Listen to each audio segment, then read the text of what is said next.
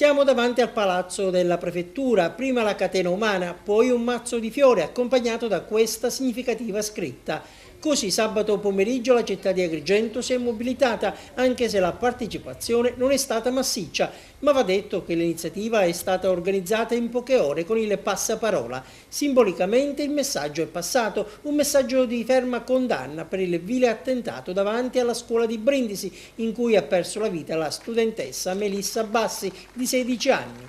Noi abbiamo sentito la responsabilità come giovani, ma anche la forte necessità di dare un segnale anche ad Agrigento, perché non era possibile vedere in tutte le piazze un presidio di gente spontanea che si riuniva e che condannava apertamente questo vile gesto, e ad Agrigento non assistere a nessuna iniziativa di solidarietà, ma anche di respingimento, di presidio o di legalità, di presidio di cittadinanza vera. Cioè, oggi qua sono riunite in maniera spontanea un gruppo di persone che nel giro di poche ore hanno deciso di dimostrare che anche in questa città c'è gente che condanna quello che è accaduto, e che sicuramente, al di là che poi la responsabilità sia dell'organizzazione mafiosa, terroristica o meno, sono sicuramente gesti che non devono più compiersi e che vanno condannati in ogni modo.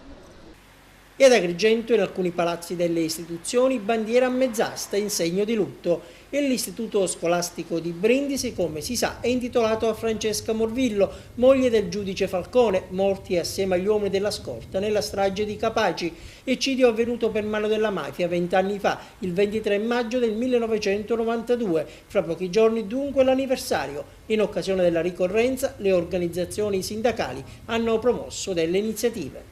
Le organizzazioni sindacali CGIL, CISL, UIL regionali contemporaneamente in tutta la Sicilia si organizzeranno davanti alle prefetture un momento di riflessione, un momento di interrogarsi tutti assieme sui problemi che sono successi a Brindisi, e quindi servirà anche per ricordare l'uccisione di Falcone che c'è stata a Palermo. Ma noi vogliamo anche coinvolgere le scuole, perché le scuole devono interrogarsi su questo problema che è successo. Quindi un momento di dibattito, un momento che deve coinvolgere le scuole e tutta la società civile di Agrigento.